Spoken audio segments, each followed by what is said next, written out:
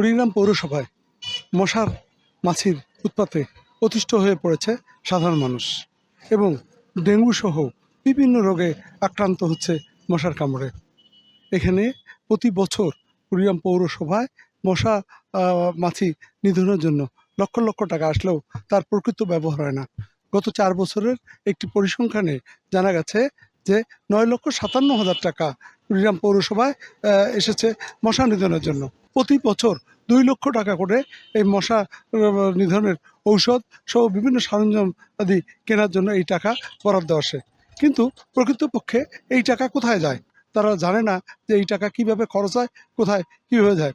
কারণ বছরে একদিন অথবা 2 দিন হয়তো মশা মারার কিছু ঔষধ স্প্রে করে, এছাড়া কোনো স্প্রে কথা শহরবাসী আজ পর্যন্ত জানে না যে এই মশা কিভাবে নিধন হয়।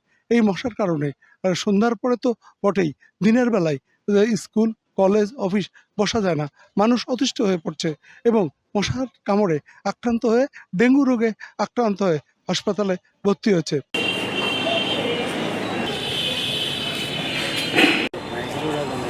জলাবদ্ধতার কারণে বিভিন্ন মশা মাছি পোকা মাকড়ের উপদ্রব খুব বেশি, বিশেষ করে বন্যার সময় বৃষ্টির দিন আসলে এই উপদ্রব বেশি হয়। এই জন্য আমরা পৌরবাসীর কাছে অনেকবার বলছি এবং আমরা ওনার কাছে আশা করি যে এখানে যেন সঠিকভাবে এই মশার উপদ্রব কমানোর জন্য যেটা প্রয়োজন এই সঠিক উদ্যোগ যেন পৌরসভা গ্রহণ করে, তাহলে আমরা পৌরবাসী উপকৃত হব।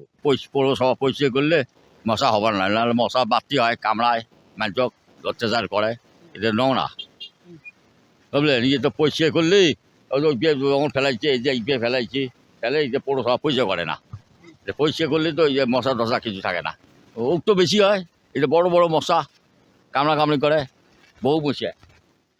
কুড়িগ্রামের নিচু এলাকায় যেসব জলাশয় রয়েছে এই জলাশয়গুলো দীর্ঘদিন থেকে পরিষ্কার না করায়, পাশাপাশি ড্রেনগুলো নোংরা থাকায় এখানে মশার উৎপত্তিস্থল প্রতিদিনই বাড়ছে।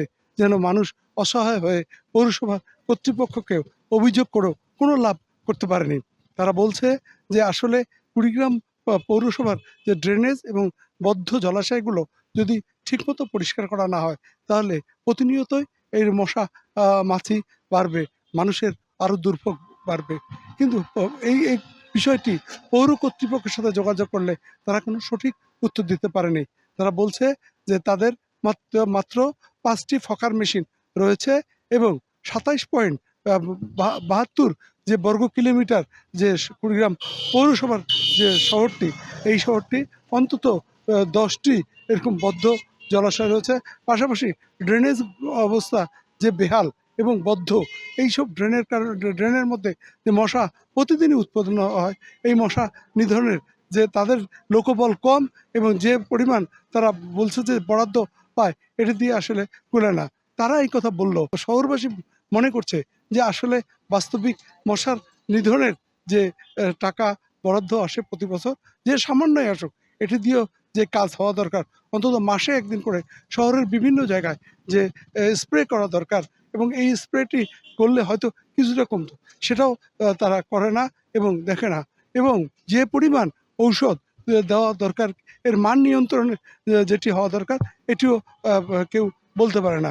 এভাবেই চলছে কুড়িগ্রাম পৌরসভা। একজন মাত্র প্রশাসক আছেন, তিনি তার ইচ্ছে মতো প্রতিনিয়তই অফিস করেন। তাই তিনি হয়তো একদিন আসেন, 7 দিন অফিসে বসেন না এবং একটি ফাইল সই করতেও যেখানে 7 দিন সময় লাগে, তিনি কিভাবে এই ধরনের মানুষের যে জনদুর্ভোগের মশার সহ মাছি সহ যে দুর্ভোগে প্রতিনিয়তই পড়ে, এই সব তিনি কিভাবে খেয়াল রাখবেন, এই প্রশ্নটি শহরবাসীর। রাজু মুস্তাফিজ, 71, কুড়িগ্রাম।